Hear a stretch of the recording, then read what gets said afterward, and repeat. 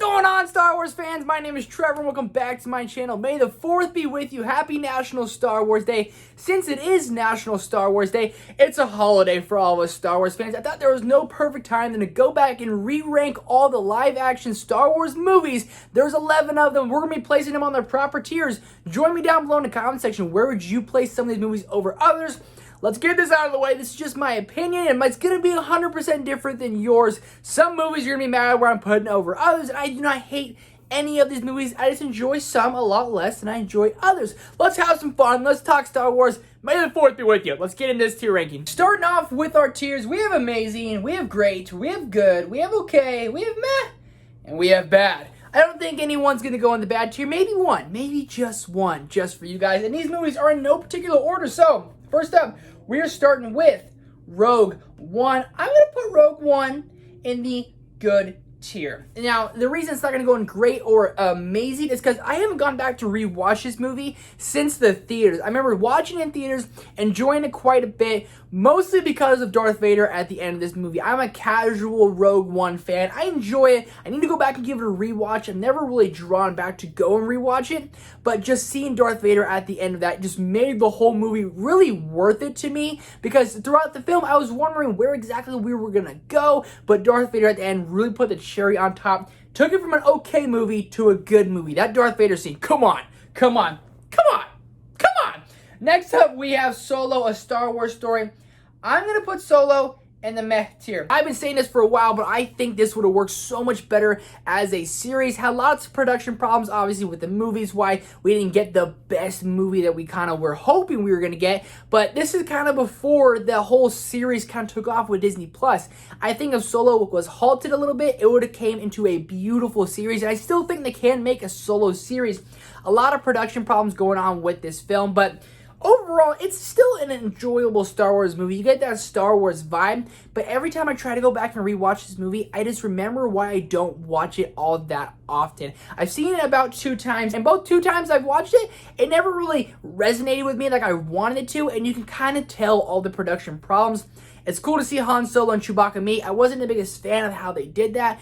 This would be in a fantastic series. It's a meh movie just to me, but still, I think Solo still would make a really good series. Now we're going 1 through 9. We got The Phantom Menace. I'm going to put Star Wars The Phantom Menace in the good tier just for Darth Maul alone. You also got Qui-Gon in there. Even Jar Jar Binks, who's definitely an annoying Star Wars character, but Darth Maul is one of the best Siths ever. I mean, he's so captivating and menacing, and we don't even really see him that much until the end when he goes and kills Qui-Gon and Obi-Wan has to go and fight Darth Maul the one-on-one. The movie's a little bit dated with the CGI. It doesn't hold up as well as some of the previous Star Wars films. This is by no means an abomination. Now, this is pod racing. There's always a bigger fish. There's always so many quotes from this movie that I go back and I rewatch. I always laugh. I always have a good time when I watch it. This is definitely a nostalgia movie. It came out in 1999, and the year I was born. I grew up watching this movie. Phantom Menace is a good movie, in my opinion. Then we have Attack of the Clones, which I'm going to put in the okay tier.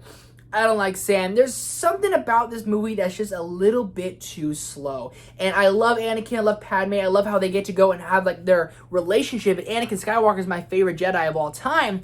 But the whole movie seems a little bit slow and just a little bit too boring at times. But when you get to the final arena, the final battle really picks this movie up, and it really makes it an okay movie. I enjoy watching this one. I can take that it's slow and is a little bit boring, but I still enjoy watching it. The dialogue isn't the best, but seeing Hayden Christensen as Anakin Skywalker, the first time we got to see a teenager Anakin Skywalker, to me, it's a decent movie. Again, I have that nostalgia feel for this, but seeing that arena battle at the end, all the Jedi coming down, that is freaking awesome. I mean, Anakin Skywalker and Padme, I shipped them in this movie. Then we got to Revenge of the Sith. This may be a hot take, but Revenge of the Sith is in the amazing tier. No ifs, buts, candy nuts about it. Revenge of the Sith is my actual favorite Star Wars movie of all time. So many things about this movie scream emotional. So many things about this movie scream epic. But so many things about this movie just scream Star Wars. It starts off with a bang. It's easily the best of the prequel trilogy. Just how the opening scene starts off, we know we're in for a wild ride. I'm a fan of General Grievous, and it's so crazy to see Anakin Skywalker turn into Darth Vader, and when Darth Sidious calls him, he'll be known as Darth Vader. When I was a little kid, I didn't know that. So when I first heard that, I was like 6 years old. I lost my little mind, and it just hit me so hard. I remember being so just heartbroken by it. And I bought this movie on DVD in 2005, and I've watched it so many times throughout my life. It has a huge nostalgia factor for me, but I love a good brotherhood story. And sometimes when a brotherhood story turns bad and they turn against each other, that's what really resonates with me a lot. And Anakin and Obi-Wan, when they start to turn against each other and they have the Battle of Mustafar and they have the one-on-one fight, it is the most epic, crazy thing I've ever seen in my life. It's the best fight scene of all time. To me, it's the best lightsaber duel throughout the bunch.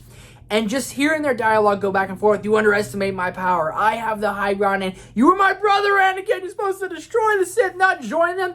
Bring balance to the Force. I quote those lines all the time. I watch that scene alone on YouTube at least once a week. The score in this movie is my favorite. Everything about this movie just resonates with me so much. I absolutely love Star Wars Revenge of the Sith. Then we have Star Wars A New Hope, which is a top 3 Star Wars movie for me. And that's going in the amazing tier as well. Star Wars A New Hope is something that is just genre defining. It's one of the most epic things I've ever seen in my life. And I know so many people love this movie even more than I do, because I absolutely love this film. Seeing Luke Skywalker, seeing all these different things in this world they created. They created this character of Han Solo, Princess Leia, Luke Skywalker, Darth Vader. Just going into this world is something that I wish I could experience all over again. This was the first Star Wars movie I saw, because my dad told me I had to watch them in the order that it came out. But being able to go back to the 70s when this came out, to see this on the biggest screen possible would be a dream come true. I can't wait to hopefully be able to see this movie in theaters one day, because this one, I feel like you have to see it. Then we have arguably one of the best made movies of all time, Star Wars Empire Strikes Back, my second favorite Star Wars movie. Going in the amazing tier, I could talk about the crazy plot twist that Darth Vader is Luke Skywalker's father, or we could talk about just seeing all these awesome characters again, or we could talk about the line, I love you, I know. There's too much about this movie that screams perfect. To me, it is the closest thing to a perfect Star Wars movie. I think this is the best made Star Wars movie.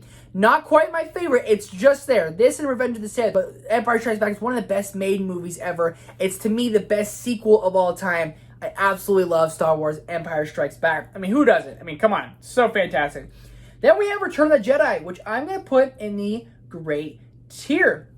I love the Ewoks. This movie, to me, is just a little bit slower than I remember. I rewatched it last year, and I remember thinking, like, wow, this is a little bit slower than I remember. But seeing the Ewoks and seeing this trilogy close off so nicely is something I always wanted with a trilogy. Everyone wants with a trilogy, and that's exactly what we got. We got a good ending to this trilogy. Whether they continued it, whether they did it, we would be happy where this ended. The score in this is fantastic. The action is at an all-time high. Seeing the love story between Han and Leia grow is absolutely fantastic. And seeing Luke Skywalker and Darth Sidious duke it out with Darth Vader thrown in the mix, everything in here is emotional, it's epic, and I absolutely love Return of the Jedi. Then we have Force Awakens, easily the best of the sequel trilogy, going in the great tier as well.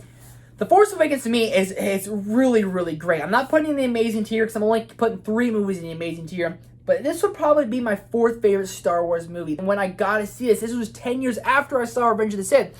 And to me at the time, it was one of the best made movies I've ever seen in my life. It's always taken, obviously, after rewatch and kind of going into a little bit more that it's not, but it's still a really good Star Wars story. Getting into see the characters of Finn and Poe and Rey, who I'm a big fan of Rey, and Kylo Ren. To me, Kylo's entity was him having his helmet on. Once he took that off, everything that was like serious about him all kind of went away just a little bit. But this movie felt like Star Wars. It felt like something we wanted again. And I thought the sequel trilogy would just be great. And it's okay. It's just okay. Then we have Star Wars The Last Jedi, which is probably the most divisive film on this list. And I'm putting it in the good tier. Star Wars The Last Jedi is by no means a great movie. It's by no means an okay movie. It is, to me, it is a good, solid movie. Every time I watch it, I enjoy it. I'm not a fan of lots of decisions made, but I don't hate them like lots of other people do. I thought Rian Johnson, with what he was given, what he decided to do, I thought he did a fine job. I don't hate The Last Jedi by any means. I think it's a good movie. Is it anywhere near my favorite? Absolutely not. Is it anywhere near my least favorite? No. Coming into possibly my least favorite on this list because it's just trying to fix everything The Last Jedi did, I'm going to put The Rise of Skywalker in the meh tier as well. I was gonna put it in bad. It is my least favorite Star Wars movie, but I saw this in theaters. I was so excited for it because the trailer, the score, they all got me so riled up and excited. But when they were just trying to fix everything The Last Jedi did, it to me just felt like a waste of a movie. Why are we here? Why are we investing our time in this when we're just trying to fix The Last Jedi? But this movie has so much potential to be kind of like an epic conclusion. The trailer sold me. I think it sold everyone. It is absolutely fantastic. But so many things went missing, from Poe barely being in there, to Finn being on the back burner, to the character of Rose, who I know most people aren't a fan of, but she's barely even in this movie for 5 minutes, to the character of Rey at the very end, calling herself a Skywalker. It kind of gave me chills, but also kind of made me like, really? And then she ended up being a Palpatine, bringing Darth Sidious back. I feel like this movie really just marketed trying to be a, like, big blockbuster movie, and they put all these things in a trailer. And I'm trying to get all of these butts and seats to see this movie in theaters to get the box office number high. And then when I watched the movie, that's what it felt like. I felt like I was kind of scammed into seeing this movie, because how is Darth Sidious still alive? Is Rey a Palpatine? A lot of weird things about this movie, but overall, it's not terrible. How did your guys' ranking compare? Let's talk about it down below in the comment section. I love Star Wars. I know a lot of you probably love Star Wars more than me. Had a lot of fun doing this tier list. If you like this video, hit the thumbs up button for me. If you dislike it, hit the dislike button for me. All helps out. Thank you guys so much for watching. May the 4th be with you. Happy Star Wars Day. Peace out.